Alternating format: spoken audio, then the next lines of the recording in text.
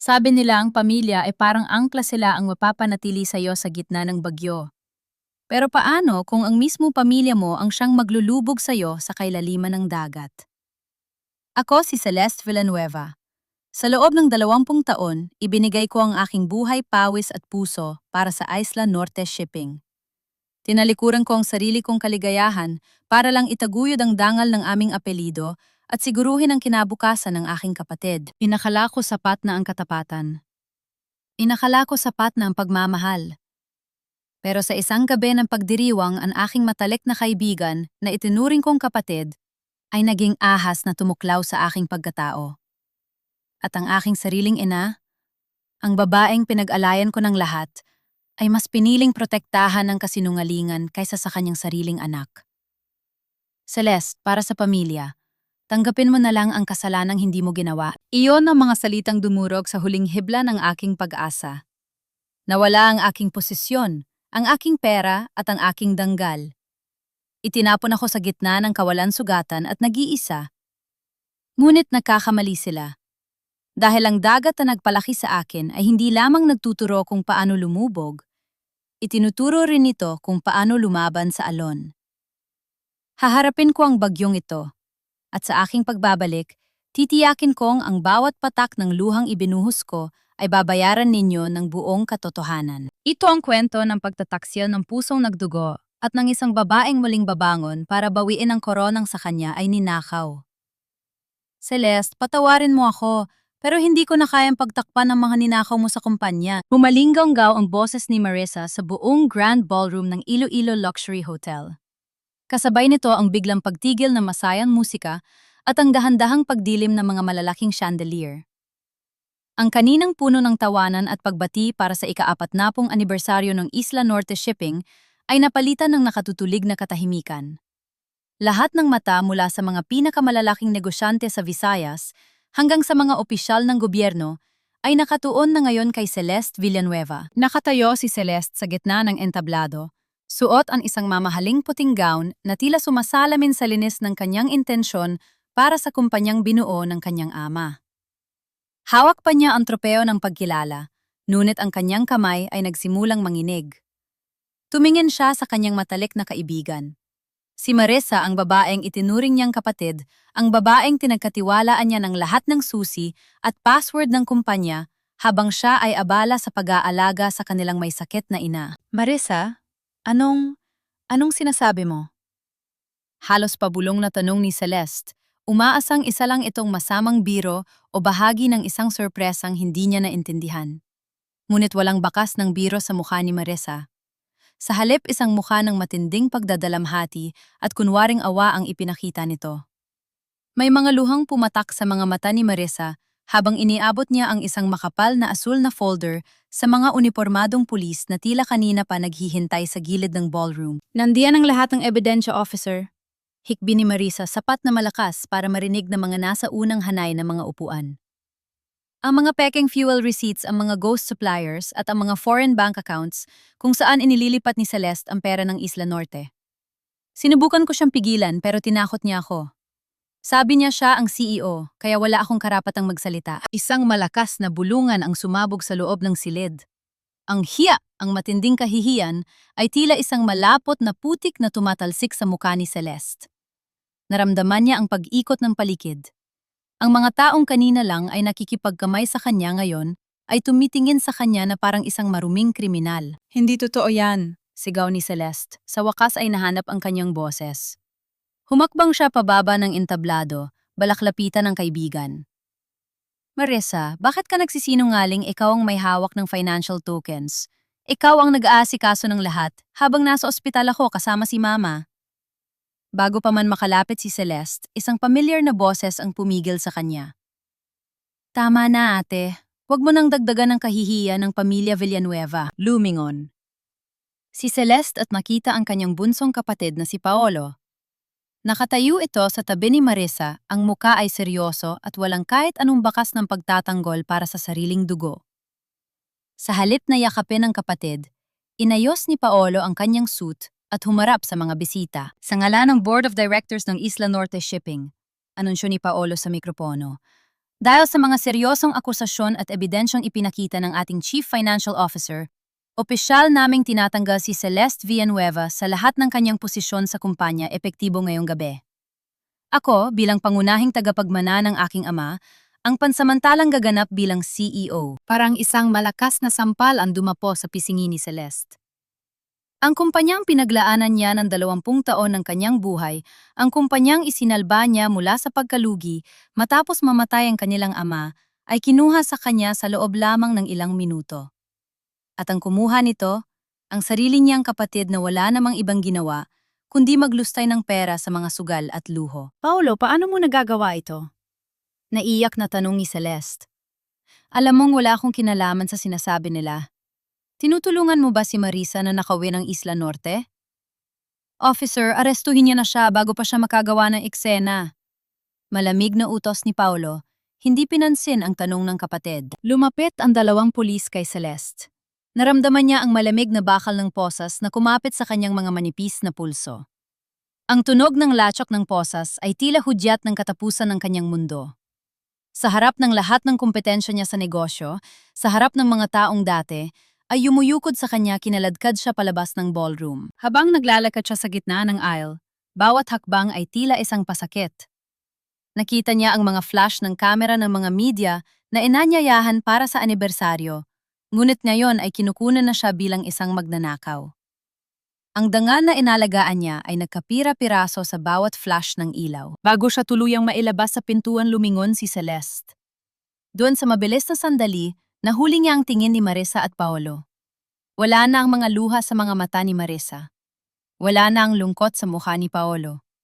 Isang lihim na pagtango ang ibinigay ni Paolo kay Marisa at isang maliit mapanuyang ngiti ang sumilay sa labi ng kanyang matalik na kaibigan. Doon naintindihan ni Celeste ang lahat. Ito ay hindi lamang isang simpleng akusasyon. Ito ay isang planadong pagpatay sa kanyang pagkatao. Ipinasok siya sa loob ng sasakyan ng pulis. Habang umaandar ang sasakyan, palayo sa hotel tiningnan ni Celeste ang kumpol-kumpol na mga tao sa labas. Pero hindi ang kulungan ang iniisip niya. Ang iniisip niya ay ang kanyang ina na nasa loob ng ospital. Paano ito tatanggapin ni Doña Carmen? At sino ang magbabayad ng mga bill sa ospital na yung sarado na ang lahat ng kanyang access sa pera? Sa dilim ng loob ng police car, habang ang sirens ay nag-iingay, dahan-dahang humupa ang takot ni Celeste.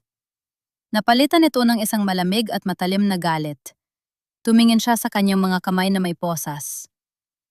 Inakala ninyong tapos na ako? Bulong niya sa sarili habang ang luha ay tuluyang natuyo sa kanyang mga mata. Pero hindi niyo alam, sa dagat niyo ako pinalaki. At sa dagat, ang pinakamalaking alon ay dumarating pagkatapos ng nakabibinging katahimikan. Ngunit sa gitna ng kanyang galit isang tanong ang hindi mawala sa kanyang isipan. Ang pirma sa mga dokumentong nakita niya sa folder, sigurado siyang pirma niya yon. Paano nagawang gayahin ni Marisa ang kanyang pirma sa paraang kahit siya ay mag-aalinlangan?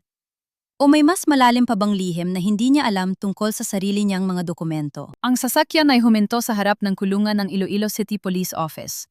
Ang pintuan ay bumukas at ang liwanag ng presinto ay tila isang panibagong paghatol. Pero bago siya bumaba, napansin ni Celeste ang isang pamilyar na kotse na nakaparada sa di kalayuan.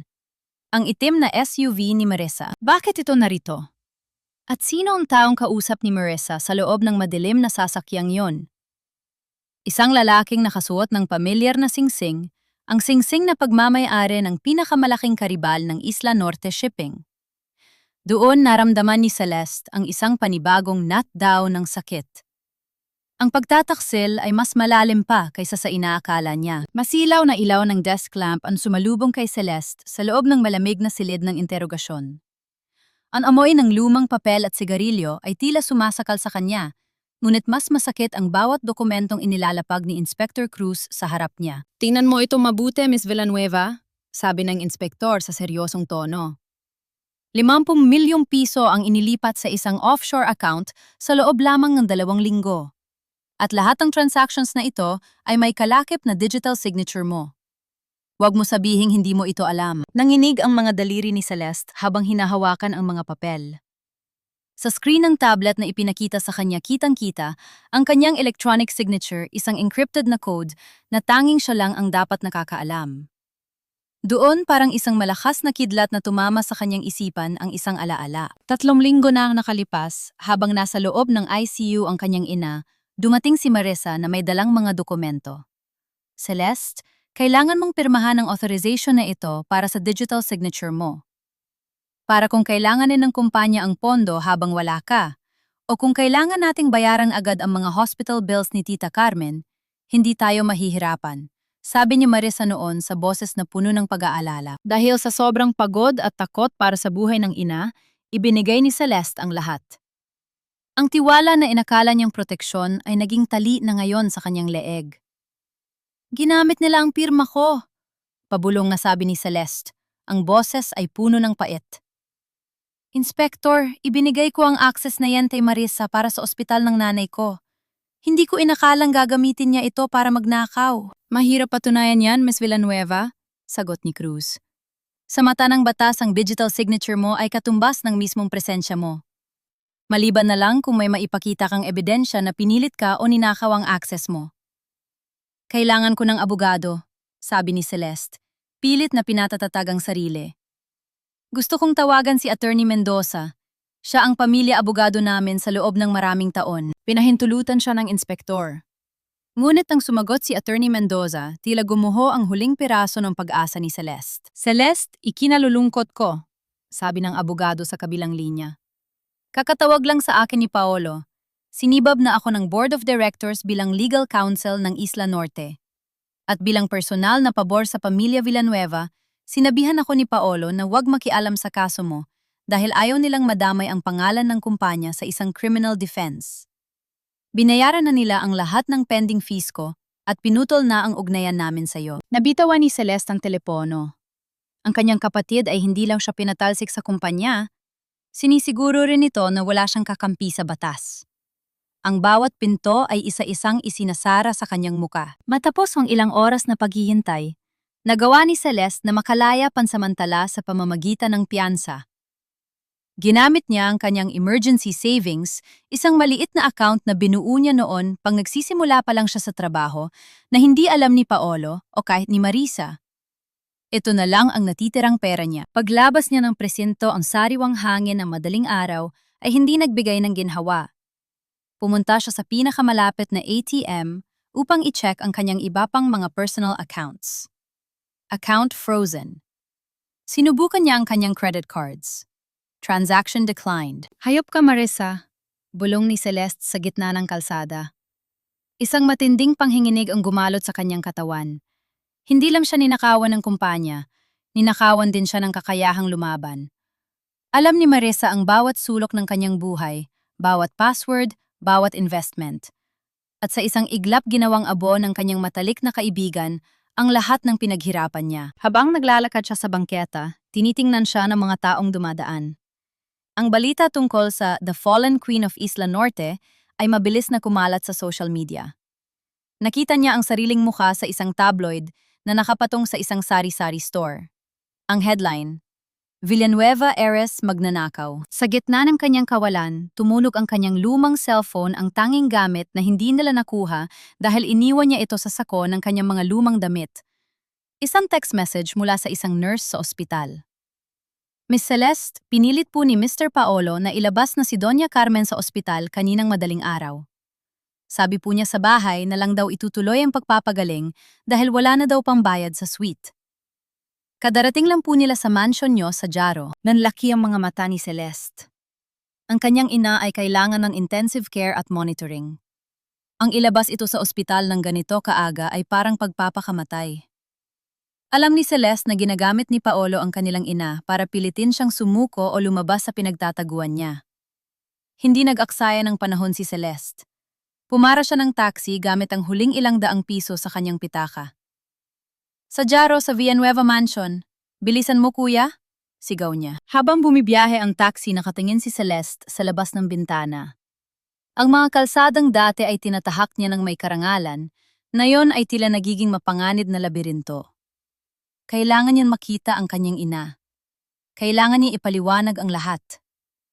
Sa kabila ng lahat ng nangyari, naniniwala pa rin siya na ang kanyang ina ang huling tanggulan na hindi siya pababayaan. Ngunit nang makarating ang taxi sa tapat ng malaking gate ng kanilang mansion, napansin ni Celeste na may 3 itim na sasakyan na nakaparada doon. At sa bintana ng ikalawang palapag, nakita niya ang anino ni Marissa na tila may kinakausap sa loob ng kwarto ng kanyang ina. Isang matinding kaba ang bumalot kay Celeste. Hindi lang basta pagpapagaling ang ginagawa nila sa loob. Dahan-dahang gumaba si Celeste. Sa taxi, ang puso niya ay tumitibok ng mabilis na parang tambol. Ito na ang huling pagkakataon niya. Kung hindi siya papakinggan ng kanyang ina, tuluyan na siyang mawawala sa mundong pilit niyang binuo. Mama, sana pakinggan mo ako.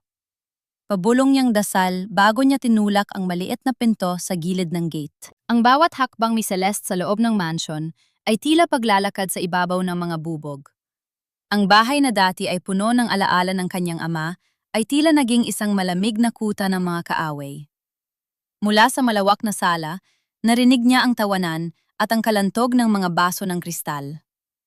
Cheers para sa bagong CEO ng Isla Norte! Sigaw ng isang boses na kilalang-kilala ni Celeste. Sumungaw si Celeste at nakita ang kanyang kapatid na si Paolo, nakataas ang baso ng mamahaling whiskey, kasama ang 3 miyembro ng board of directors na dati ay yumuyukod sa kanya. Sa tabi ni Paolo ay nakaupo si Marissa na parang isang reyna na nagmamasid sa kanyang bagong kaharian. Ate, anong ginagawa mo rito? Ang boses ni Paolo ay puno ng pangungutya nang mapansin siya nito. Hindi ba dapat ay nag-eempake ka na para sa iyong paglipat? Sa kulungan? Hindi pinansin ni Celeste ang kapatid. Tumingin siya sa itaas ng hagdan at nakita ang kanyang ina si Doña Carmen na dahan-dahang bumababa sa tulong ng isang caregiver. Ang mukha nito ay maputla bakas pa ang operasyon, ngunit ang kanyang mga mata ay matalas at puno ng puot. Mama! Pabulong na tawag ni Celeste. Agad siyang tumakbo at lumuhod sa paanan ng kanyang ina. Mama, salamat sa Diyos at maayos na ang pakiramdam niyo. Ma, kailangan niyo akong pakinggan. Ginamit nila ang pirma ko, ninakawan nila ang kumpanya at ako ang ginawa nilang pain. Nanatiling tahimik si Doña Carmen. Hindi nito hinawakan ang kamay ni Celeste na nakakapit sa kanyang saya. Mama, tignan niyo ang mga records. Patuloy ni Celeste, ang boses ay puno ng pagsusumamo. Ang dami ng fuel na binabayaran ni Marissa ay hindi kasya sa mga tangke ng barko natin. Imposible ang mga kompanyas na pinapadalhan niya ng pera. Si Papa ang nagturo sa akin ng negosyong ito. Alam nyo, na hindi ko dudungisan ang pangalan niya. Tama na, Celeste. Malamig na putol ni Doña Carmen. Ang kanyang boses ay tila yelo na bumaon sa puso ni Celeste. Huwag mo nang gamitin ang pangalan ng iyong ama para pagtakpan ang iyong kasalanan. Pero nakita ko ang mga dokumento, Celeste. Ipinakita sa akin ni Marissa ang lahat bago pa ako lumabas ng ospital, sabi ni Doña Carmen, habang dahan-dahang umuupo sa sofa. Sinabi rin sa akin ni Paolo ang tungkol sa iyong mga lihim na accounts. Napakawalang hiya mo. Habang nag-aagaw buhay ako, ang iniisip mo ay kung paano uubusin ang pondo ng pamilya para sa sarili mo. Napatingin si Celeste sa tray ng mga gamot sa tabi ng kanyang ina. Nakita niya ang mga gamot na binili ni Marissa, mga murang alternatibo at lokal na brand malayo sa mga imported na gamot na binibili ni Celeste noon para masiguro ang mabilis na paggaling ng ina. Ngunit sa mata ni Doña Carmen, ang mga gamot na ito ay simbolo ng pag-aalaga ni Marissa, habang ang pagsisikap ni Celeste ay itinuring na pagnanakaw. Si Paolo at Marissa ang naguutos na ilabas kayo sa ospital ng maaga para lang makatipid at maipakita sa inyo ang mga peking records na yan, sigaw ni Celeste. Sinabihan na ako ni Paolo na gagawa ka ng ingay para lang sirain siya, sagot ni Doña Carmen. Tumingin siya kay Celeste nang may matinding diskusto. Isipin mo ang hiya, Celeste. Ang buong Iloilo ay pinag-uusapan ng pamilya natin. Gusto mo bang tuluyang gumuho ang kumpanyang iniwan ng papa mo dahil sa iyong iskandalo? Kaya nga kailangan nating lumaban, Ma. Kailangan nating ilabas ang katotohanan. Ang katotohanan ay kailangan ng Isla Norte ng isang leader na may malinis na pangalan, sabi ni Doña Carmen habang nakatingin kay Paolo. Ang kapatid mong lalaki ang magliligtas sa atin. At ikaw bilang panganay, kung may natitira ka pang utang na loob sa akin at sa tatay mo, tanggapin mo na lang ang kasalan ng ito. Umalis ka ng bansa o manahimik ka sa probinsya.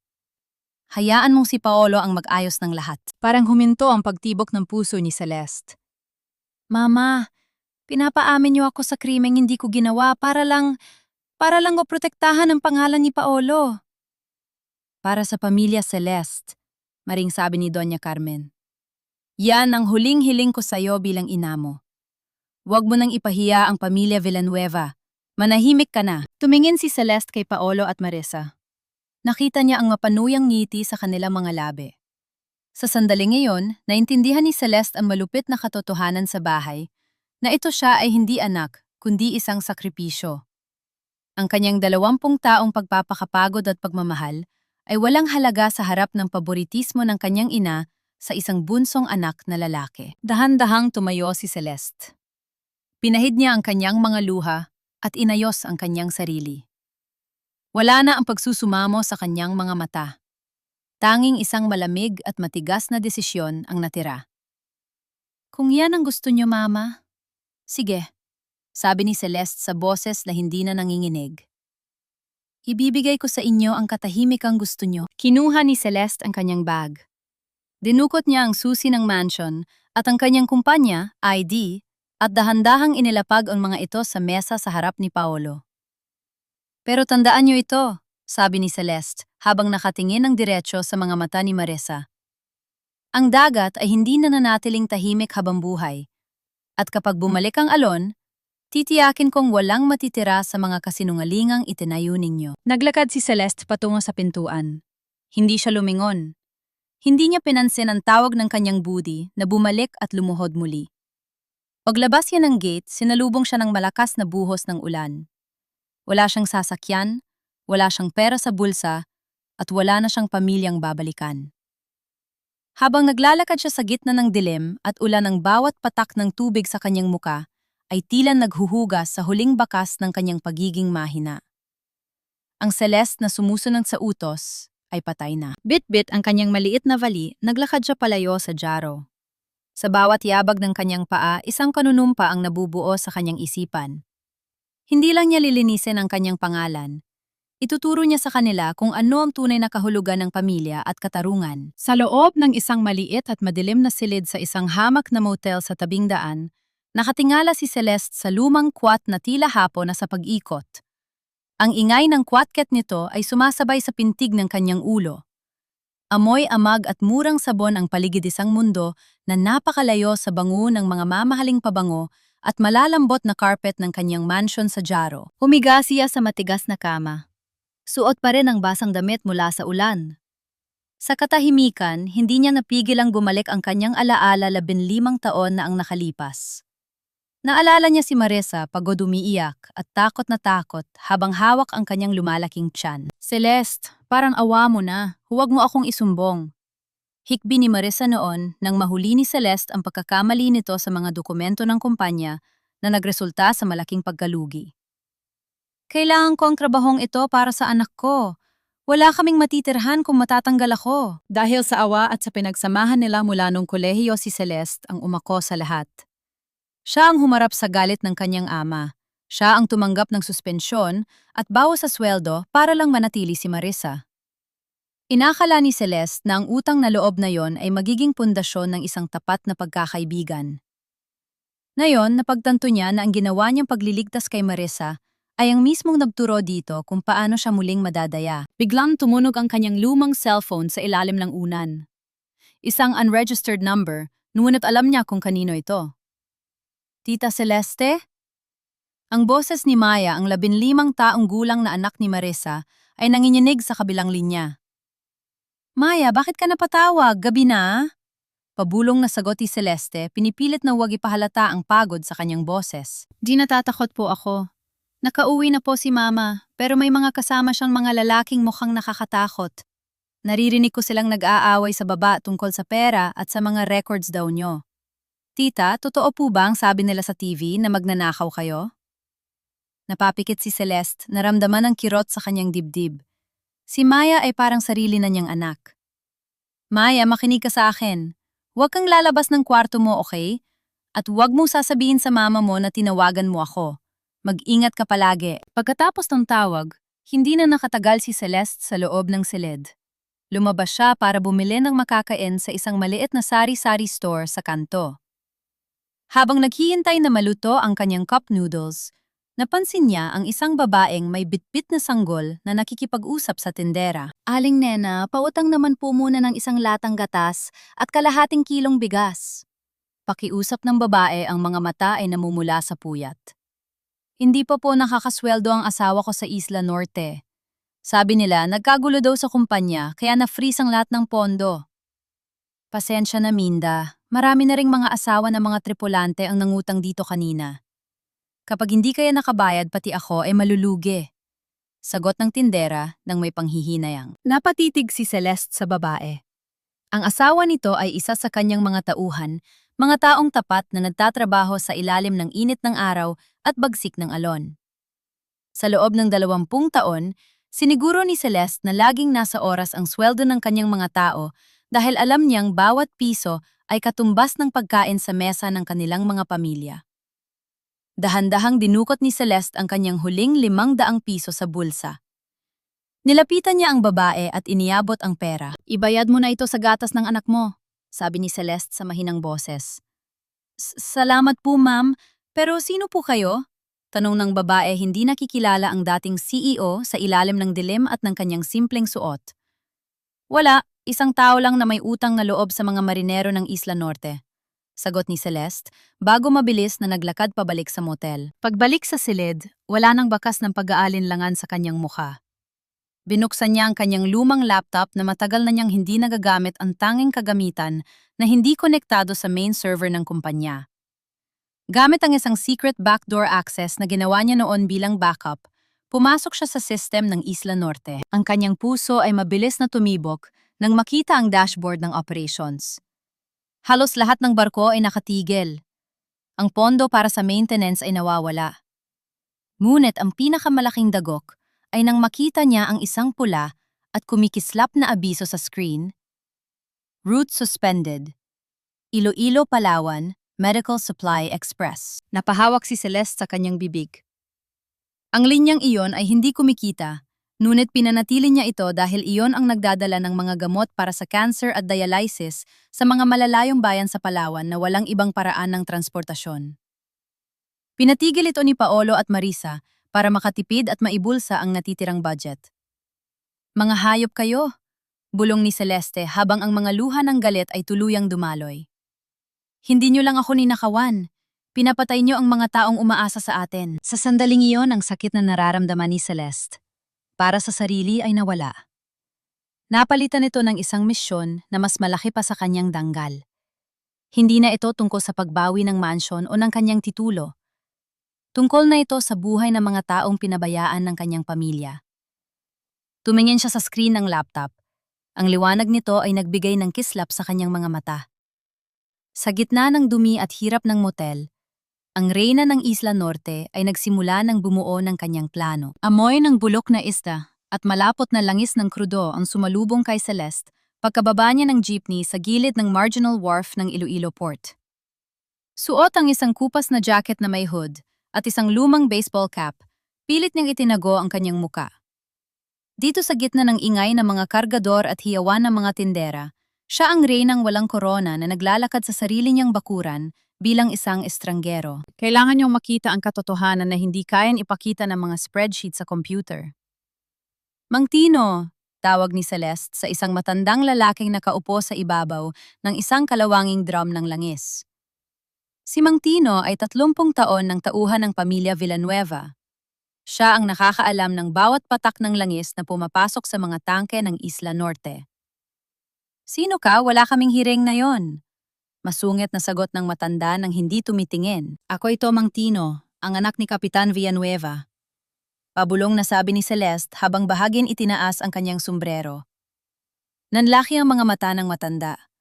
Agad siyang tumayo at hinila si Celeste sa likod ng isang malaking container van. Ma'am Celeste, anong ginagawa niyo rito? Delikado po. Balita rito ay pinaghahanap kayo ng mga pulis. Mang Tino, kailangan kong tulong mo. Ang mga fuel records sa opisina, sinasabing puno ang mga tangke natin. Pero bakit nakahinto ang mga barko? Bakit suspendido ang biyahe sa Palawan? Napabuntong hininga ang matanda at tumingin sa paligid ng may takot. Ma'am, yun din ang ipinagtataka namin. Halos 2 linggo nang walang dumarating na tanker dito. Pero gabi-gabi nakikita ko ang mga tauhan ni Ma'am Marisa na naglalabas ng mga empty invoices. Ang totoo niyan, tuyot ang mga main tank natin. Ang natitirang langis, sapat na lang para sa mga generator ng opisina. Naramdaman ni Celeste ang panlalamig ng kanyang sikmura. Kung tuyo ang mga tangke, nasaan ang 50 milyong pisong pambayad sa krudo na nakapangalan sa akin? Wala pong krudong dumating, ma'am. Ang balita sa pantalan, ang mga kontrata ng Isla Norte ay dahan-dahan nang inililipat sa Oceanic Lines. Mahinang sagot ni Mang Tino. Napatitig si Celeste sa malayo. Ang Oceanic Lines ay ang kumpanyang mortal na kaaway ng kanyang ama. Kung totoong sinasabi ni Mang Tino, hindi lang ninanakawan ni Marisa ang kumpanya, binubutas niya ang ilalim ng barko para tuluyan itong lumubog at makuha ng kalaban. Hindi pa natatapos ang gulat ni Celeste nang makita niya ang familiar na puting Mercedes-Benz na pudasok sa main gate ng port. Agad siyang nagtago sa likod ng mga kargamento. Mula sa sasakyan, bumaba si Marisa. Mukha itong napaka-elegante sa kanyang suot na silk dress, tila hindi alintana ang dumi ng paligid. Sinundan ni Celeste ang sasakyan ni Marisa gamit ang isang tricycle. Huminto ang sasakyan sa isang sikat at tago na restaurant sa Esplanade, kung saan ang mga kliyente ay puro mayayaman at makapangyarihan. Mula sa labas, sa likod ng mga halamang ornamental, nakita ni Celeste si Marisa na pumasok sa isang private VIP room. Hinintay ni Celeste na bumukas ng bahagya ang pinto nang pumasok ang waiter. Doon nakita niya ang lahat. Si Marisa ay masayang nakikipag-usap sa isang lalaking may katandaan, nakasuot ng isang mamahaling suit at may suot na gold signet ring na may logo ng isang angkla at kidlat ang simbolo ng Oceanic Lines. Sila ay nagtatawanan habang may hawak na mga baso ng wine. Ngunit ang mas nagpadurog sa puso ni Celeste ay ang kumikinang na bagay sa leeg ni Marisa. Isang gold necklace na may pendant na hugis krus. Iyon ang regalong ibinigay ni Celeste kay Marisa noong nakaraang kaarawan nito bilang simbolo ng kanilang walang hanggang pagkakaibigan. Ang tanging bagay na simbolo ng tiwala ni Celeste ay suot-suot ng babaeng kasalukuyang nagbebenta sa kanya sa kaaway. Ang kakapal na mukha niyo? Bulong ni Celeste, ang kanyang mga kamao ay nakakuyom hanggang sa bumaon ang kanyang mga kuko sa kanyang palad. Naintindihan na niya ang lahat. Si Marisa ay hindi lang CFO. Siya ang Trojan horse sa loob ng Isla Norte. Binubulok nila ang kumpanya mula sa loob para mapilitan ang board of directors na ibenta ito sa Oceanic Lines sa napakamurang halaga. At ang premyo ni Marisa, isang malaking komisyon at posisyon sa bagong kumpanya. Sa sobrang galit, hindi napansin ni Celeste na umatras siya ng mabilis. Crack. Isang tuyong sanga ang nabali sa ilalim ng kanyang paa. Ang tunog ay tila isang putok ng baril sa tahimik na harden. Agad na tumingin sa labas ang bodyguard ni Marisa na nakatayo sa tapat ng VIP room. "Sino yan?" sigaw ng bodyguard habang mabilis na binunot ang flashlight at itinutok sa direksyon ni Celeste. Mabilis na kumilos si Celeste. Tumakbo siya patungo sa madilim na bahagi ng parking lot habang naririnig niya ang mga yabag ng sapatos ng bodyguard na humahabol sa kanya. "Oy, tumigil ka?" Sumisikip ang dibdib ni Celeste sa pagtakbo. Ang kanyang hininga ay naging malalim na hapdi. Pumasok siya sa gitna ng mga naglalakihang container vans sa gilid ng kalsada, pilit na hinahanap ang anino na magtatago sa kanya. Ngunit ang ilaw ng flashlight ay papalapit ng papalapit, tila isang mata ng halimaw na handa siyang lamunin sa gitna ng kadiliman. Napasandal si Celeste sa malamig na bakal ng isang container. Pilit na pinatitigil ang malakas na pintig ng kanyang puso. Sa kabilang dulo, narinig niya ang boses ni Marisa na lumabas na rin ng restaurant. "Anong nangyayari rito?" tanong ni Marisa. "May nakita akong nanunubok sa bintana, ma'am. Sigurado akong hindi siya ordinaryong tambay," sagot ng bodyguard. "Hanapin mo," malamig na utos ni Marisa. "Huwag mong hahayaang makatakas kung sino man yan. Baka isa yan sa mga tauhan ni Celeste." Napapikit si Celeste. Ang kanyang matalik na kaibigan ay hindi na lang magnanakaw. Isa na itong predator na handang pumatay para sa kanyang sikreto. Huminto ang paghinga ni Celeste nang makita niya ang anino ng sapatos ng bodyguard sa ilalim ng container van na kanyang pinagtataguan. Ang liwanag ng flashlight ay dumaan sa ibabaw ng kanyang ulo, tila isang talim na handang humiwa sa dilim. Eksaktong lilingon na sana ang lalaki sa kanyang direksyon ng isang magaspang at malaking kamay ang biglang tumakip sa kanyang bibig at humila sa kanya paurong patungo sa isang mas madilim na eskinita sa pagitan ng mga kargamento. "Huwag kang malikot, Ma'am Celeste. Ako ito." Bulong ng isang paos na boses sa kanyang pandinig. Nanlaki ang mga mata ni Celeste nang makilala ang boses. Si Kapitan Reynaldo, ang pinakamatandang kapitan ng barko sa Isla Norte, at ang pinakamatalik na kaibigan ng kanyang yumaong ama. Mabilis siyang inakay ng matanda sa likod ng mga naglalakihang sako ng kopra hanggang sa marating nila ang isang lumang jeep na nakaparada sa labas ng pier. "Salamat, Kapitan," hingal na sabi ni Celeste nang makalayo na sila sa restaurant. Dinala siya ni Reynaldo sa isang maliit at payak na bahay sa dulo ng kalsada sa Arevalo. Amoy dagat at lumang kahoy ang loob ng bahay, puno ng mga replika ng barko at mga lumang mapa. "Uminom ka muna, ma'am?" sabi ni Reynaldo habang iniaabot ang isang kupas na tasa ng kape. Napako ang tingin ni Celeste sa tasa. May luma itong logo ng Isla Norte Shipping, ang orihinal na logo na dinisenyo pa ng kanyang ama. Sa sandaling iyon, naramdaman ni Celeste ang isang mainit na haplos ng alaala. Naalala niya ang kanyang ama, si Kapitan Villanueva, na palaging nagsasabing ang isang tunay na marino ay hindi natatakot sa bagyo, kundi natututo kung paano ito gamitin para bumilis ang takbo. "Kapitan, alam niyo na bang nangyari?" tanong ni Celeste pagkatapos humigop ng kape. "Alam ko, ma'am. Ang buong pantalan ay nagngangalit. Marami sa mga tripulante ang gustong magwelga dahil sa nalamang balita, pero tinakot sila ni Paolo.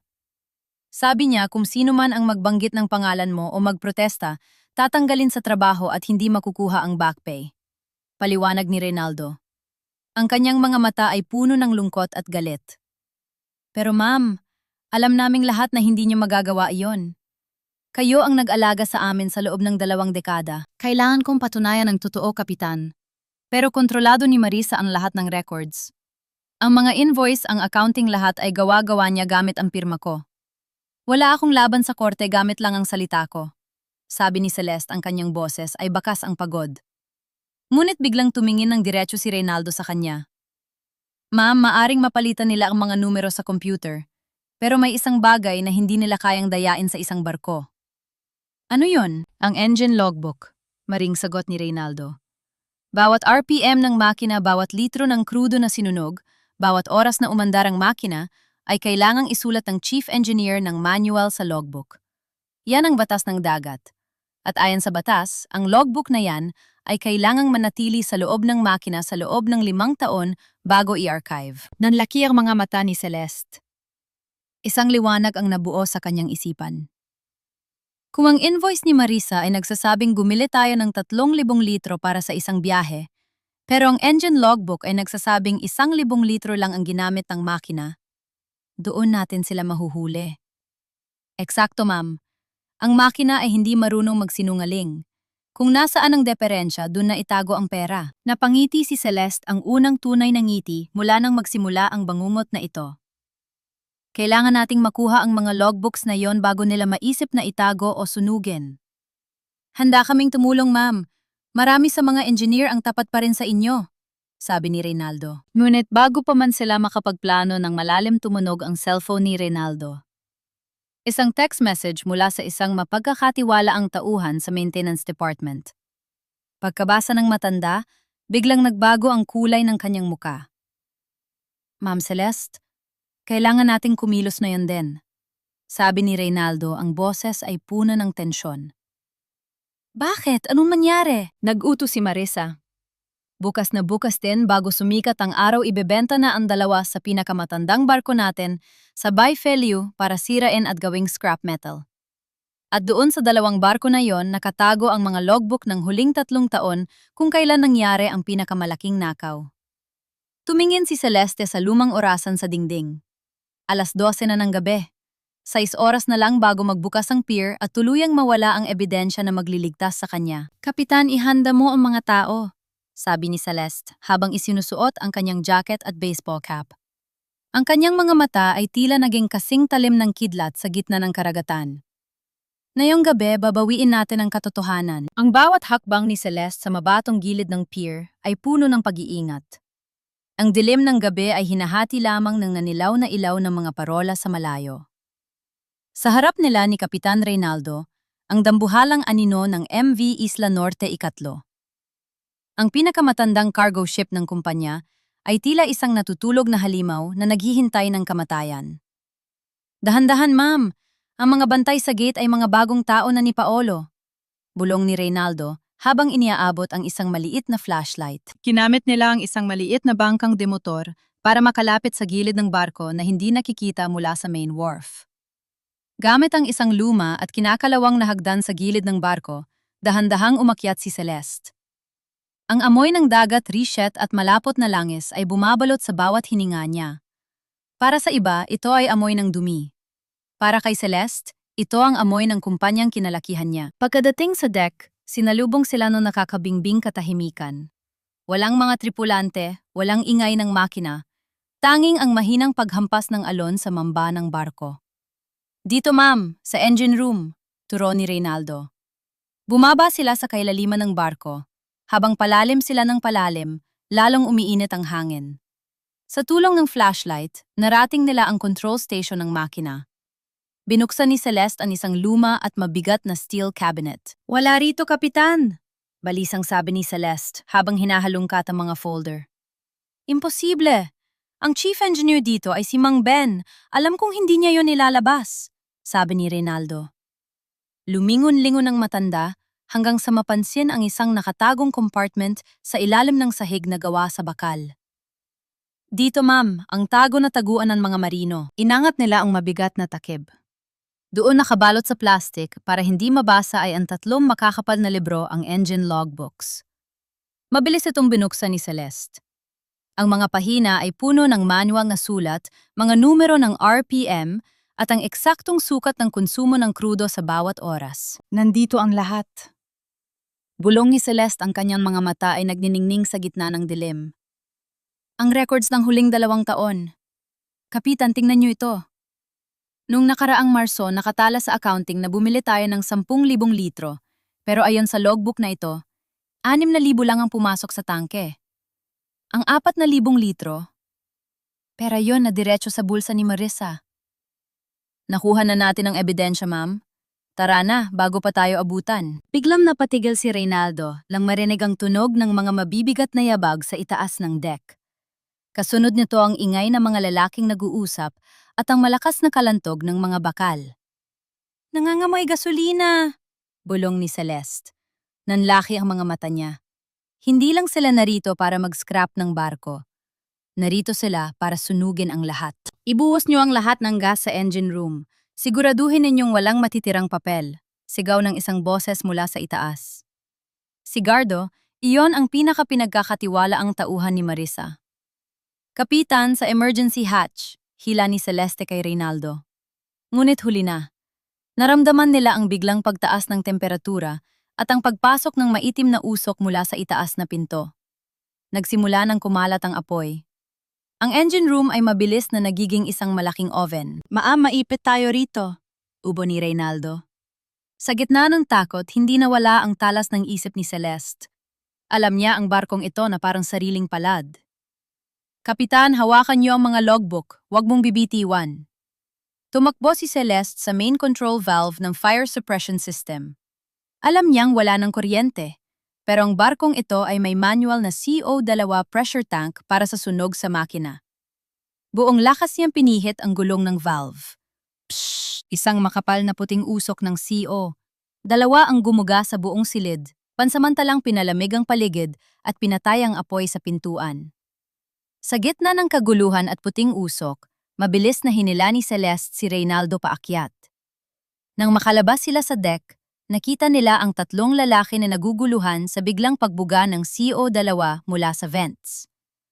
Bago pa man sila makita ng mga ito, tumalo na si Celeste at Reynaldo sa gilid ng barko, patungo sa kanilang maliit na bangka na nakatago sa ilalim ng pier. Habulin niyo sila, may mga tao sa loob, sigaw ni Gardo nang mapansin ang bangkang umaalis.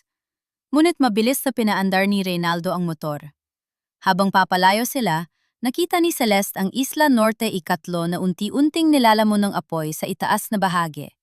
Ngunit ang mga logbook ang tanging susi sa kanyang kalayaan ay ligtas na nakayakap sa kanyang dibdib. Ang mga ito ay basa ng pawis at puno ng langis. Pero para kay Celeste, ito ang pinakamabangong bagay sa mundo. Huminto sila sa isang madilim na kanto sa Arevalo. Nanginghinig ang kamay ni Celeste habang dinudukot ang kanyang cellphone. Ma'am, anong gagawin natin? Tanong ni Reynaldo habang hinihingal. Hindi pa sapat ang mga logbook na ito para makuha ang pera, sabi ni Celeste. Ang boses ay matigas na parang bakal. Kailangan nating malaman kung nasaan ang perang ninakaw nila bago nila ito mailabas ng bansa. Idinyal ni Celeste ang numero ng isang tao na matagal na niyang hindi nakakausap isang dating kaklase sa universidad, na ngayon ay isa ng top financial investigator sa Manila. Hello, David. Si Celeste ito, sabi niya sa telepono habang nakatingin sa nagbabagang barko sa malayo. Mayroon akong mga physical engine records dito. Kailangan ko ang tulong mo para i-audit ang cash flow ng Isla Norte Shipping. At David, kailangan nating gawin ito bago magbukas ang bangko bukas. May malaking perang lalabas ng Iloilo at titiyakin nating dun yun didiretso sa ebidensya ng pulis. Clink! Ang tunog ng barya sa payphone o ang bawat segundo ng paghihintay ay tila isang hatol. Sa kabilang dulo, narinig niya ang sagot ni David. Sige Celeste, ipadala mo ang mga photos ng pages. Sisimulan na natin ang pag-freeze sa mga accounts. Napanghiti si Celeste. May hawak na siyang ebidensya at ngayon ay meron na siyang kakampi. Alam ni Marissa na kinuha niya ang mga logbook at alam ni Celeste na hindi titigil ang kanyang kaaway hanggang hindi siya naitatumba ng tuluyan. Sa loob ng maliit na opisina sa likod ng bahay ni Kapitan Reynaldo, ang tanging maririnig ay ang mabilis na pagpindot ni Celeste sa kanyang laptop at ang mahinang pag-ikot ng electric fan. Ang mga engine logbooks na nakuha nila mula sa nagbabagang barko ay nakalatag sa mesa. Bawat pahina ay maingat na kinunan ng larawan ni Celeste at ipinadala kay David sa Manila. David, natanggap mo na ba ang mga photos? Tanong ni Celeste sa telponyo. Ang kanyang mga mata ay naniningkit sa pagod, pero gising na gising ang diwa. Oh, Celeste, malinaw ang lahat. Sagot ni David sa kabilang linya. Naririnig ni Celeste ang mabilis na pag-type nito sa keyboard. Sinimulan ko na ang cross-referencing. Celeste, hindi lang ito simpleng pagnanakaw. Ang Isla Fuel Solutions, ang kumpanyang pinagbabayaran nyo ng milyon-milyon para sa krudo, ay isang shell company. Rehistrado ito sa pangalan ng isang pinsan ni Marissa sa malayong probinsya. At ang perang pumapasok doon. Inilalabas din agad at ipinapasok sa isang offshore account sa Cayman Islands. Naramdaman ni Celeste ang isang malamig na kilabot. Gaano kalaki ang kabuuan, David? Sa loob ng 2 taon, halos 800 milyong piso ang unti-unting hinigop mula sa Isla Norte Shipping. Seryosong sagot ni David.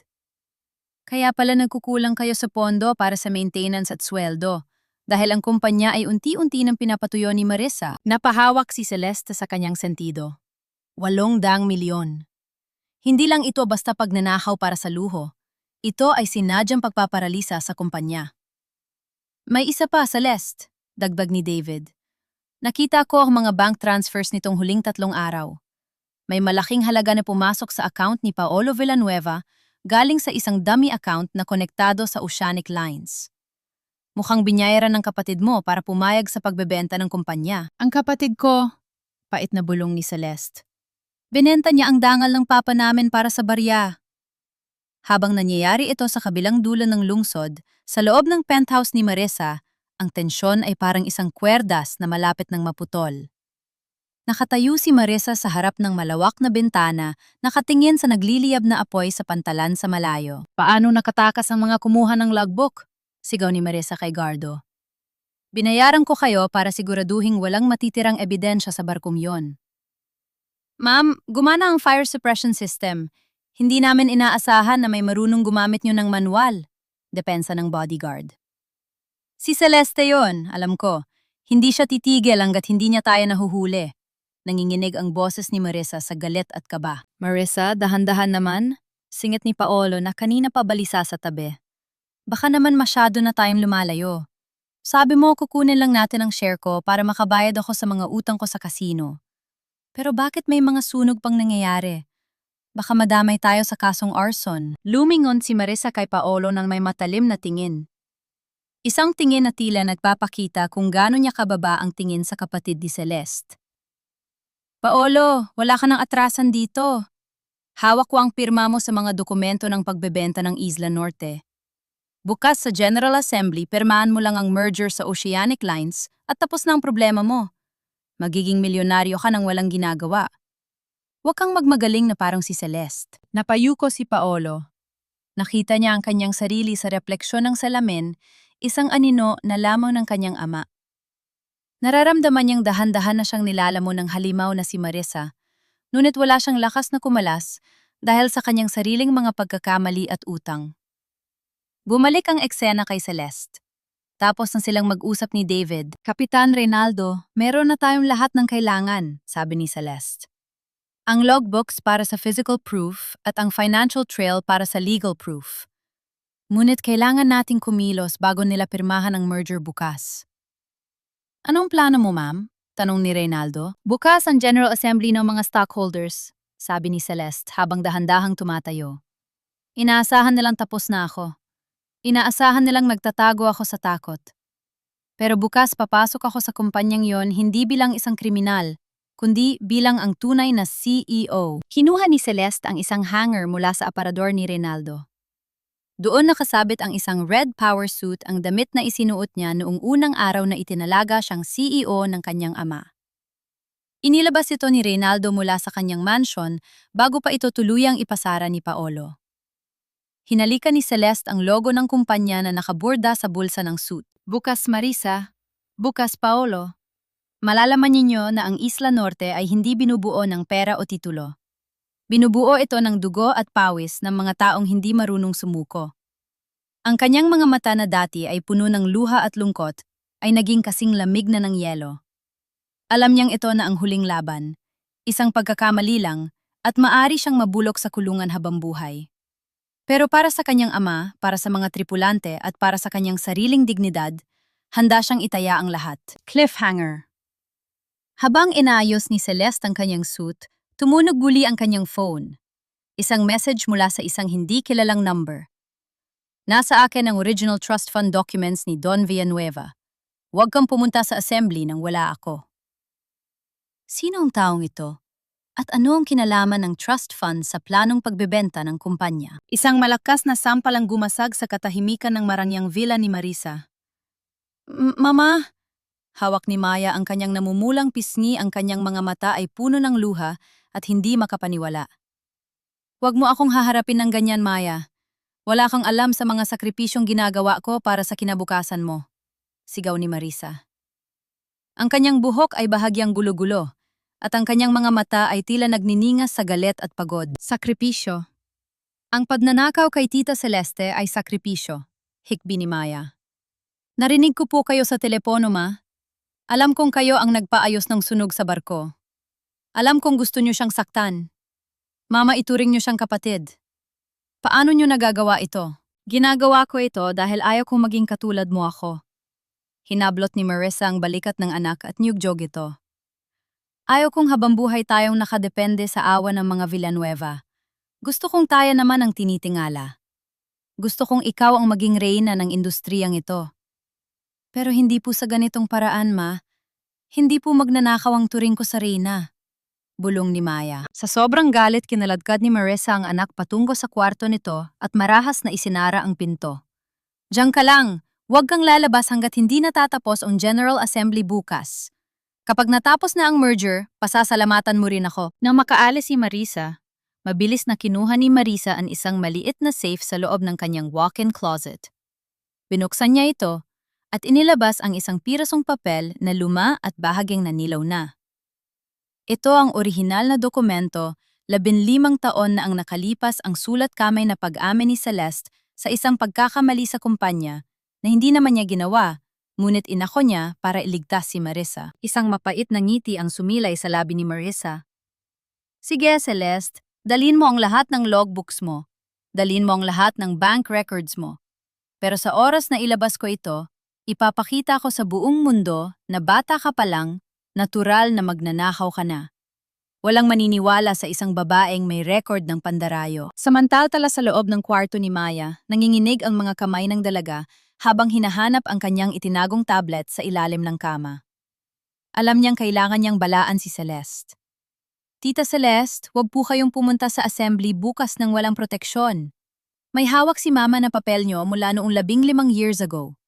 Gagamitin niya yon para ipahiya kayo sa harap ng lahat.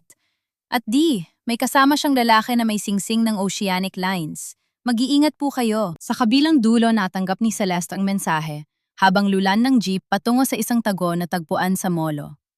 Kasama niya si Kapitan Reynaldo. Nabasa niya ang babala ni Maya at naramdaman niya ang isang pamilyar na hapdi sa kanyang puso.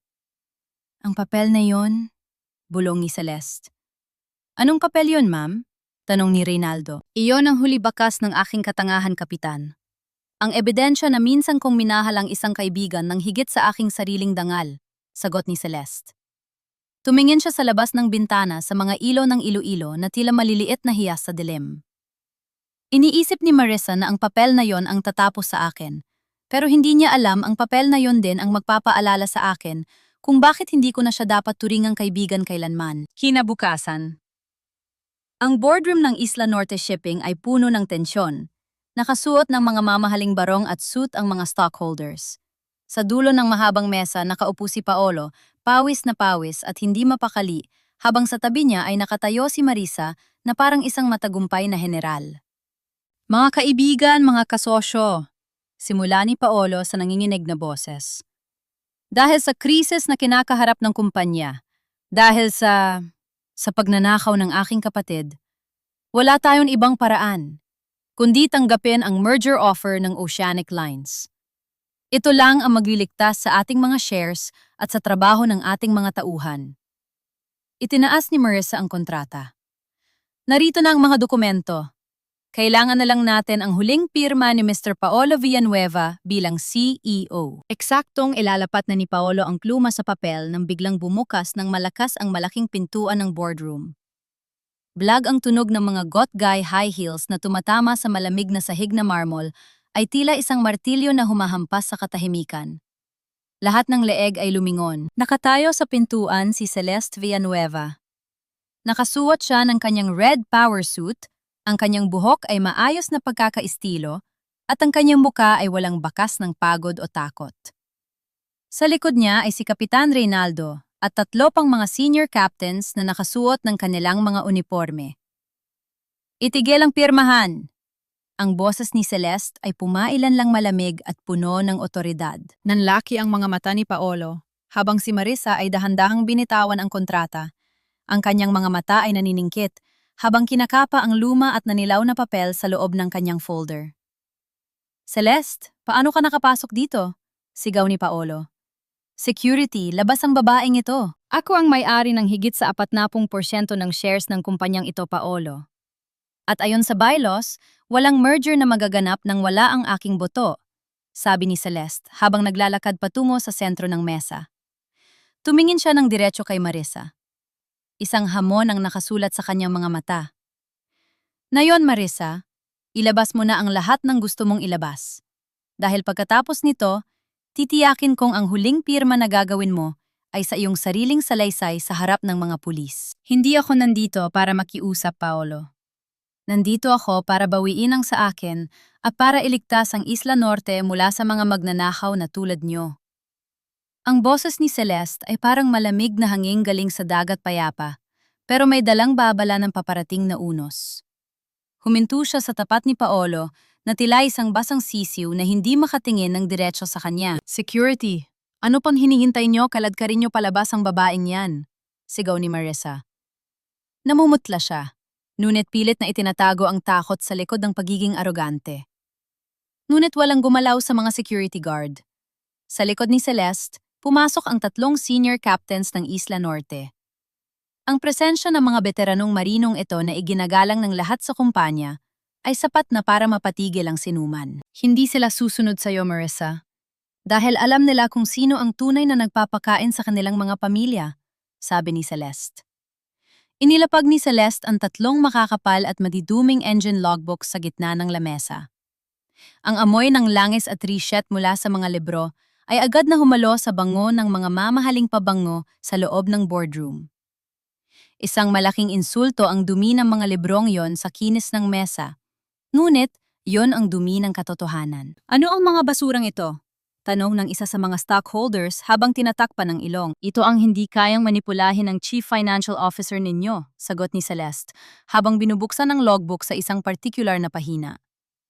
Sa loob ng 2 taon, ang mga invoice na inaprubahan ni Marisa para sa krudo ay laging sobra ng 3,000 hanggang 5,000 litro bawat biyahe. Ayon sa financial records, puno ang mga tangke natin. Pero ayon sa mga manual logbooks na ito na isinulat ng mga engineers sa loob ng makina, hindi kailanman pumasok ang mga krudong iyon sa barko. Nagsisinungaling siya. Gawa-gawa lang ang mga librong yan, sigaw ni Marisa. Ang kanyang boses ay nag-crack sa tensyon. Ang mga logbooks na ito ay may selyo ng Coast Guard at pirma ng mga lisensyadong engineers, Marisa. At kung iahambing natin ito sa mga kumpanyang binabayaran nyo na lumalabas na mga shell companies lang, makikita natin kung nasaan ang nawawalang 800 milyong piso ng Isla Norte. Isang matinding gulungan ang sumabog sa loob ng silid. Ang mga stockholders ay nagsimulang tumingin kay Marisa ng may pagdududa. Ang kinatawa ng Oceanic Lines ay dahan-dahang kinuha ang kanyang bag, tila naghahandang tumakas bago pa dumating ang mga otoridad. Ngunit hindi pa tapos si Marisa. Isang baliw na tawa ang kumawala sa kanyang mga labi. Napakahusay, Celeste. Palakpakan, sabi ni Marisa, habang pumapalakpak ng dahan-dahan. Ang galing mong gumawa ng kwento, pero nakalimutan mo yata ang isang bagay. Ang katotohanan ay hindi lang nasusukat sa krudo, nasusukat din ito sa pagkatao. Dinukot ni Marisa ang isang luma at nanilaw na folder mula sa kanyang bag. Inilabas niya ang isang pirasong papel na halatang matagal nang itinago. Mga kaibigan, bago niyo paniwalaan ang babaeng ito, tingnan niyo muna ang kanyang kasaysayan, sabi ni Marisa, habang ipinapakita ang papel sa lahat. Ipinakita rin niya ito sa malaking projector screen sa loob ng boardroom. Iyon ang sulat kamay na pag-amin ni Celeste 15 taon na ang nakalipas. Nakasulat doon, "Inaamin ko ang sadyang pagkakamali sa accounting records upang pagtakpan ng aking sariling pagkukulang sa pondo ng kumpanya." May pirma yon ni Celeste Villanueva. Tingnan ninyo ang inyong nuhuang. Uyang ni Marisa, ang boses ay puno ng lason. Isang babaeng matagal nang sanay sa pandaraya. Nung bata pa lang siya, nagnakaw na siya sa sarili niyang ama. At ngayon gusto niyang paniwalain tayo na ako ang kriminal. Celeste, nakuha mo lang ang posisyon mo dahil kinunsinti ka ni Don Villanueva.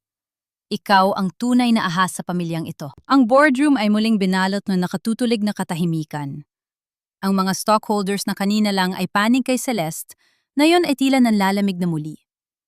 Sa mundo ng negosyo, ang past record ay isang hatol na mahirap takasan. Naramdaman ni Celeste ang bawat mata na nakatusok sa kanya. Ang sakit ng pagtataksil na ito ay mas matindi pa sa anumang nakaw na pera. 15 taon na ang nakalipas, ginawa niya yon para hindi makulong si Marisa na noon ay buntis at walang matakbuhan. Iyon ang kanyang utang na loob sa isang pagkakaibigan na inakala niyang totoo. Tumingin si Celeste sa papel. Nakita niya ang sarili niyang batang pirma. Pagkatapos tumingin siya kay Marisa na ngayon ay nakangiti ng napakalapad isang ngiting puno ng tagumpay at kasamaan. "Ano, Celeste? Wala kang masabi," hamon ni Marisa. "Kasi totoo, di ba? Magnanakaw ka. Noon pa man marumi na ang kamay mo." Huminga ng malalim si Celeste. Hindi siya umiyak. Hindi siya sumigaw. Nanatili siyang nakatayo ng tuwid ang kanyang muka ay tila isang marmol na hindi natitinag ng anumang bagyo. "Hindi ako nandito para linisin ang nakaraan ko sa inyo," pabulong na sabi ni Celeste, ngunit narinig ng lahat. "Kung iniisip nyo na ang kapel na yan ang magliligtas sa inyo mula sa 800 milyong pisong ninakaw nyo sa kasalukuyan, nagkakamali kayo." "Kimo na ang merger, Paolo na yon na," utos ni Marisa habang itinutulak ang pluma sa kamay ni Paolo. "Huwag mong hayaang sirain ng isang kriminal ang huling pagkakataon nating makaahon." Nanginginig ang kamay ni Paolo habang inilalapit ang pluma sa kontrata. Tumingin siya kay Celeste, tila humihingi ng tawad. Ngunit ang takot kay Marisa at ang sariling mga utang ay mas matimbang. Ngunit bago pa man madikit ang pluma sa papel, Isang malamig at matalim na ngiti ang sumilay sa labi ni Celeste. Isang ngiting hindi inaasahan ng lahat. Sige Paolo, pirmahan mo, sabi ni Celeste sa tono ng boses na tila nanonood lang ng isang palabas. Pirmahan mo ang kontratang yan, pero siguraduhin mo na ang pluma mo ay sapat na pambayad. Dahil sa labas ng pintong ito, hindi lang audit team ang naghihintay. Ang Anti-Money Laundering Council ay kasalukuyan ng nag-freeze sa lahat ng accounts na konektado sa merger na ito. Nanlaki ang mga mata ni Marissa. Ang kanyang hawak na folder ay nahulog sa sahig. Anong sinasabi mo? Numiti ka pa Marissa, sabi ni Celeste, habang dahan-dahang lumalapit sa kaibigan. Dahil yan na ang huling pagkakataon na makikita ng mundo ang mukha mong hindi nakasuot ng orange na uniforme. Kathy, wag mo nang itago ang papel na yan. Itago mo ng mabuti. Dahil balang araw baka kailanganin mo yan para punasan ang mga luha mo sa loob ng selda. Ang tinig ni Celeste ay hindi nanginginig. Walang galit, walang pot. Tanging isang malamig na katiyakan na nagpatahimik sa buong silid. Dahan-dahan niyang inayos ang kanyang red suit, tumayo ng tuwid, at tiningnan ang mga stockholders na kanina lang ay nag-aalinlangan. Maaring sabihin ng papel na yan na nagkamali ako 15 taon na ang nakalipas, patuloy ni Celeste habang naglalakad sa harap ng projector screen. Pero ang mga bangko sa Singapore Cayman Islands at ang Anti-Money Laundering Council ay walang pakialam sa nakaraan ko. Ang pakialam nila ay ang 800 milyong piso na kasalukuyang nakatingga sa mga accounts na kontrolado ni Marissa. Biglang bumukas ang pintuan ng boardroom. Hindi lang mga security guard ang pumasok, kundi mga lalaki na kabarong at may bitbit na mga opisyal na dokumento. Kasunod nila ang 2 investigador mula sa National Bureau of Investigation, NBI. Anong ibig sabihin nito? Sigaw ni Marissa. Sinubukan niyang itago ang mga dokumento ng merger sa kanyang bag, ngunit huli na. Ako si Attorney Ramos mula sa AMLC. Pagpapakilala ng isang matangkad na lalaki. Dala namin ang isang freeze order para sa lahat ng accounts ng Isla Norte Shipping at ang mga personal accounts ni Marissa Lopez at Paolo Villanueva. Nakatanggap kami ng sapat na ebidensya ng large-scale financial fraud at money laundering mula sa isang mapagkakatiwalaang source. Napapatingin si Marissa kay Celeste. Ang kanyang mukha na kanina ay punong-puno ng tagumpay ay biglang naging maputla, tila unti-unting nauubusan ng dugo. Celeste, anong ginawa mo? Pabulong na tanong ni Marissa. Hindi ko ito ginawa, Marissa. Ikaw ang gumawa nito sa sarili mo, sagot ni Celeste. Habang abala ka sa paggawa ng mga peking records, para idiin ako, nakalimutan mo na bawat sentimo na inilabas mo sa kumpanya ay may digital footprint. Ang kaibigan kong si David, ang top financial investigator sa Manila, ay 3 araw nang binabantayan ang bawat galaw ng pera mo. Alam namin kung kailan ka nag-transfer sa ang bangko at kung kaninong dummy account. Lumingon si Celeste sa kinatawan ng Oceanic Lines. At ikaw, Mr. Sai, kung itutuloy niyo ang merger na ito, ang Oceanic Lines ay madadamay sa investigasyon. Ang pera na ibinayad niyo kay Paolo para sa merger ay galing sa isang unregistered offshore fund. Sa madaling salita, ang kumpanya niyo ay kasabwat sa krimeng ito. Hindi na nag-aksaya ng panahon ang kinatawan ng Oceanic Lines. Mabilis niyang kinuha ang kanyang briefcase at tumayo. Wala kaming kinalaman dito. Cancelled ang merger. Hindi namin alam na marumi ang transaksyong ito. Sandali, Mr. Sai, huwag mo akong iwan, sigaw ni Paulo. Sinubukan niyang habulin ng negosyante, ngunit hinarangan siya ng mga pulis. Paolo Villanueva, sabi ng NBI agent. Kailangan niyo ring sumama sa amin para sa interogasyon. May mga dokumento kaming nakuha na nagpapatunay na tumanggap ka ng suhol para ibenta ang kumpanya ng pamilya mo. Hindi, wala akong alam. Si Marissa ang may kasalanan ng lahat, sigaw ni Paolo habang nagpupumiglas. Siya ang nagudyok sa akin. Sabi niya, ito lang ang paraan para mabayaran ang mga utang ko. Ate Celeste, tulungan mo ako. Ma, tulungan niyo ako. Sa gitna ng kaguluhan isang figura, ang dahan-dahang pumasok sa boardroom. Ang lahat ay napatingin sa pintuan. Si Doña Carmen ang ina ni na Celeste at Paolo ay nakatayo doon. Nakasuot siya ng isang itim na belo, ang kanyang mukha ay puno ng pait at pagsisisi. Mama! Tawag ni Celeste. Hindi tumingin si Doña Carmen kay Celeste. Ang kanyang mga mata ay nakapako kay Paolo, ang anak na lalaking mas pinabora niya Ang anak na lalaking inakala niya magdadala ng dangal sa pamilya, ngunit na yon ay nakaposa sa harap ng maraming tao. Paolo, nanginig ang boses ni Doña Carmen. Pinagkatiwalaan kita. Pinilit ko ang ate mo na manahimik para lang sa iyo. Pero ito ba ang igaganti mo sa alaala ng tatay mo? Ibinenta mo ang lahat para sa sugal at bisyo. Mapatawarin niyo ako. Si Marisa ang may gawa nito. Iyak ni Paolo. Lumingon si Doña Carmen kay Marisa, ang dating paboritong kaibigan ng pamilya na palagi nagdadala ng mga regalo at matatamis na salita, ay ngayon ay mukhang isang desperadong kriminal. Marisa, sabi ni Doña Carmen, itinuring kitang anak.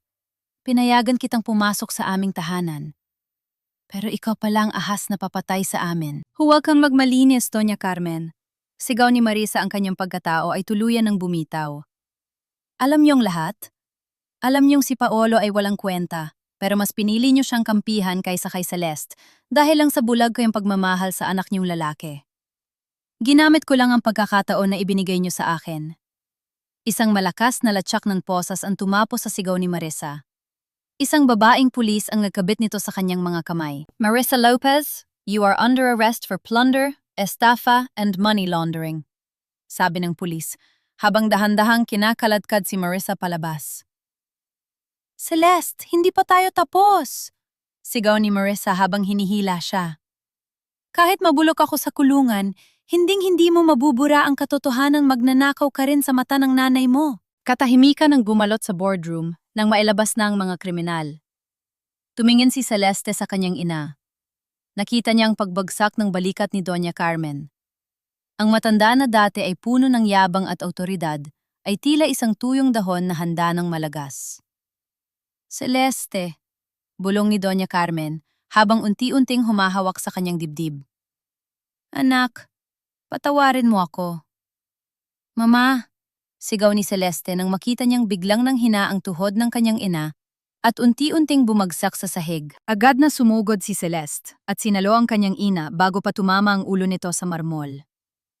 Mama, tumawag kayo ng ambulansya, bilisan nyo. Sa gitna ng tagumpay ni Celeste, sa gitna ng pagbawi niya sa kumpanya, at sa kanyang dangal naramdaman niya ang init ng luha ng kanyang ina sa kanyang braso. Ang hustisya ay nakamit na, ngunit ang sugat ng pamilya Villanueva ay tila mas lalong lumalim. Tumingin si Celeste sa bintana ng boardroom sa labas, kung saan ang mga barko ng Isla Norte ay nakatigil pa rin sa pantalan. Nakuha na niyang korona. Nakuha na niyang katotohanan. Ngunit sa likod ng lahat ng ito ay ang isang pamilyang pira-piraso na kailangan niyang buwiin muli kung kaya pa itong buwiin. Magiging maayos ang lahat, ma, bulong ni Celeste habang yakap ang ina. Tapos na ang bagyo. Pero kailangan nating matutong lumangoy muli. Sa loob ng madilim at madilim na pasilyo ng presinto, muling nagtagpo ang mga mata ni Celeste at Marisa. Ngunit wala na ang ningning ng mga mamahaling yas o ang yabang ng kapangyarihan. Nakasuot na si Marisa ng orange na t-shirt na mga bilanggo. Ang kanyang buhok ay gulo-gulo at ang kanyang mga mata ay puno ng pait at takot. Sa kabilang panig ng rehas, nakatayo si Celeste tuwid payapa at malaya. Inilabas ni Celeste mula sa kanyang bag ang luma at nanilaw na papel ang dokumento ng kanyang pag-amen 15 taon na ang nakalipas na ginamit ni Marisa para tangkaying sirain siya sa huling pagkakataon. Dinala mo ito para ipahiya ako, Marisa. Panimula ni Celeste ang kanyang boses, ay mahinahon pero may talim.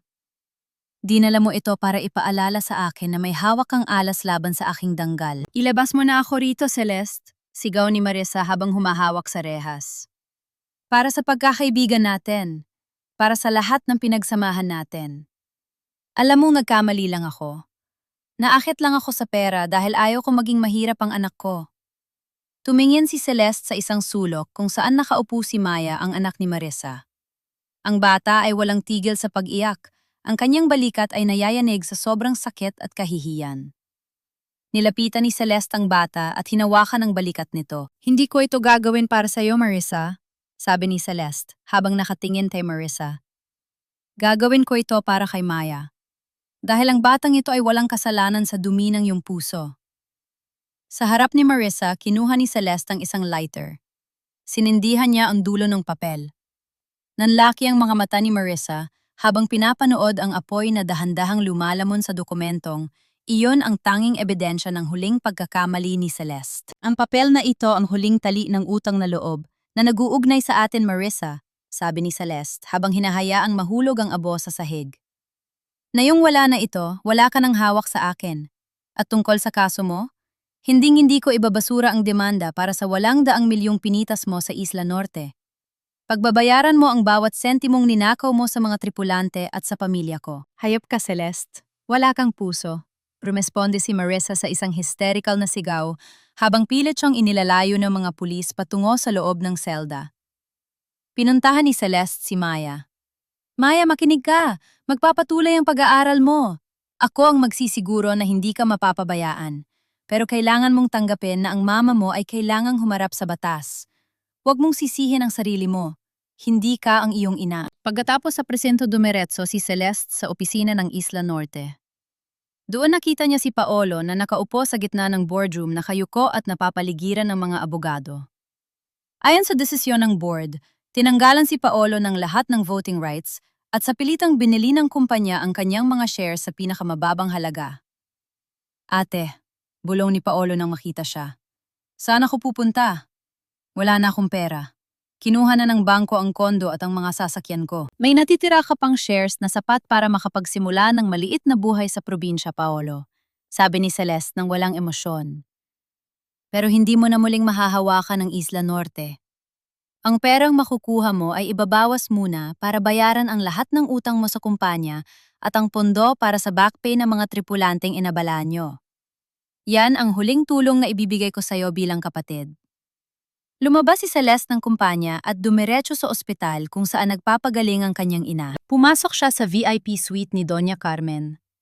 Ang silid ay amoy antiseptic at mga sariwang bulaklak. Nakita niya ang kanyang ina na nakaupo sa kama nakatingin sa bintana. Nang makita siya nito agad na bumagsak ang mga luha sa kulubot na mukha ng matanda. Celeste, anak, higpi ni Doña Carmen. Patawarin mo ako. Naging bulag ako. Masyado kong minahal ang kapatid mo hanggang sa nakalimutan ko ang sakripisyo mo. Celeste, bumalik ka na sa mansion. Ayusin natin ang lahat. Ikaw ang magpapatakbo ng pamilya natin. Lumapit si Celeste at hinawakan ang kamay ng ina, pero marahan din niya itong binitawan pagkatapos ng ilang segundo. Pinapatawad na kita, ma, sabi ni Celeste. Ang boses ay puno ng kapayapaan, pero may kalakip na distansya. Pero hindi na ako babalik sa mansion. Bakit, anak? Kailangan kita. Sino ang mag-aalaga sa akin? Sino ang kasama ko sa bahay? Magbabayad ako ng pinakamahuhusay na nurses at caregivers para sa inyo, ma. Hindi kayo magkukulang sa kagamitan o pagkain. Pero kailangan ko ng bumuo ng sarili kong buhay. Paliwanag ni Celeste. Sa loob ng 20 taon nabuhay ako para sa inyo. Para kay Paolo. Para sa Isla Norte. Ngayon gusto ko namang mabuhay para sa sarili ko. Gusto kong gumising sa umaga na hindi iniisip kung sapat ba ang ginagawa ko para mahalin niyo ako. Anak, huwag mong gawin ito sa akin. Pagsusumamo ng ina. Tapos na ang panahon ng pagtatago sa ilalim ng anino ng pamilya, ma. Ang pagmamahal ay hindi dapat isang utang na kailangang bayaran habang buhay. Sabi ni Celeste, habang hinahalikan ang noo ng ina. Dadalaw ako, ma. Pero mula ngayon ang tanging tahanang uuwian ko ay ang katahimikang binuo ko para sa sarili ko. Lumabas si Celeste sa ospital nang may magaan na pakiramdam. Pumunta siya sa Bencang ng Iloilo, sa mismong lugar kung saan nakaparada ang MV Isla Norte. Hope ang barkong muling pinatakbo pagkatapos ng krisis. Nandun si Kapitan Reynaldo at ang daan-daang mga tripulante. Nang makita nila si Celeste, sabay-sabay silang nagtanggal ng kanilang mga sombrero at yumukod bilang tanda ng matinding respeto. Wala nang mga bulong ng pagdududa, wala nang hiyatanging pagkilala sa isang babaeng hindi sumuko sa gitna ng pinakamalakas na bagyo. Huminga ng malalim si Celeste, nalasahan niya ang alat ng dagat sa kanyang mga labi. Ang araw ay unti-unting lumulubog sa abot tanaw, nagbibigay ng gintong kulay sa buong karagatan. Nawala man sa kanya ang kaibigang inakala niyang tapat at ang pamilyang inakala niyang kanyang kanlungan, nahanap naman niya ang pinakamahalagang bagay sa lahat, ang kanyang sarili, ang kanyang dangal, at ang kanyang kalayaan. Tumuntong si Celeste sa buong ng barko at tumingin sa malawak na dagat. Ang alon ay patuloy na humahampas, pero sa pagkakataong ito, hindi na siya natatakot, malunod. Dahil siya na ang nagpapatakbo ng sarili niyang timon. Isang buwan ang lumipas. Ang sikat ng araw sa pantalan ng Iloilo ay tila may dalang bagong ningning ngayong umaga. Wala na ang amoy ng usok at ang bigat ng tensyon na bumalot sa Isla Norte shipping noong mga nakaraang linggo. Sa halip, ang maririnig ay ang masayang hiyawan ng mga tripulante at ang maayos na tunog ng mga makina ng barko na tila isang symphony ng pag-asa. Nakatayo si Celeste sa deck ng MV Isla Norte, Hope. Nakasuot siya ng isang simpleng puting linen na damit, ang kanyang buhok ay malayong nililipad ng sariwang hangin ng dagat. Wala na sa kanyang mga balikat ang bigat ng red power suit. Ngayon, ang kanyang suot ay sumasalamin sa kapayapaang nahanap niya sa loob ng kanyang sarili. Ma'am Celeste, handa na po ang lahat, sabi ni Kapitan Ronaldo habang lumalapit sa kanya. Ang mga gamot para sa Palawan ay maayos nang nakalagay sa cold storage. Nakapag-loading na rin tayo ng mga relief goods para sa mga nasalanta ng bagyo sa malalayong isla. Numiti si Celeste at tinapik ang balikat ng matandang kapitan. Salamat, Kapitan. Kayo na ang bahala sa biyaheng ito. Siguraduhin ninyong bawat pamilyang naghihintay doon ay makakatanggap ng tulong na ipinangako natin. Makaasa kayo, ma'am. Iba na ang pakiramdam ng mga tao ngayon. Alam nilang ang bawat pag-ikot ng Elise ay para sa kabutihan, hindi para sa bulsa ng iilan. Sagot ni Reynaldo, bago sumaludo ng may pagdalang at bumalik sa bridge ng barko. Pinanood ni Celeste ang dahan-dahang pagalis ng barko. Ito ang unang misyon ng kumpanya sa ilalim ng bagong sistema, isang sistema kung saan ang mga empleyado ay may boses, ang audit ay malaya, at ang bawat sentimo ay napupunta sa tamang lugar. Hindi lang niya binawi ang kumpanya, binago niya ang kaluluwa nito. Sa kanyang bulsa, naramdaman niya ang panginginig ng kanyang cellphone. Isang video call mula kay Maya. Ditinyan niyo po nakakuha po ako ng mataas na grade sa exam ko sa accounting. Masayang sigaw ni Maya sa kabilang linya. Nakasuot ang bata ng kanyang uniforme at sa likod niya ay makikita ang maayon na dormitoryo na tinutuluyan nito. Ang galing mo, Maya. Ipagpatuloy mo lang yan, nakangiting sabi ni Celeste. Huwag mong kakalimutan ang kaalaman sa numero ay dapat laging may kasamang katapatan sa puso. Yan ang magiging proteksyon mo sa hinaharap. Opo, tita. Salamat po sa lahat. Bibisita po ako sa inyo sa Sabado, sabi ni Maya bago nagpaalam. Huminga ng malalim si Celeste. Kahit papaano ang sugat na iniwan ni Marisa, ay unti-unting naghihilom sa pamamagitan ni Maya. Pinili ni Celeste na maging liwanag sa bata, sa halip na maging anino ng galit na naramdaman niya sa ina nito. Si Marisa ay kasalukuyan ng nagsisilbi ng kanyang sentensya, at kahit masakit, alam ni Celeste na iyon ang tanging paraan para matuto ang dating kaibigan. Pagbaba ni Celeste sa barko, hindi na siya sumakay sa mamahaling sasakyan. Naglakad siya patungo sa kanyang maliit na cottage sa tabing dagat, ang bagong tahanang binuo niya, malayo sa ingay at intriga ng mansion sa Jaro.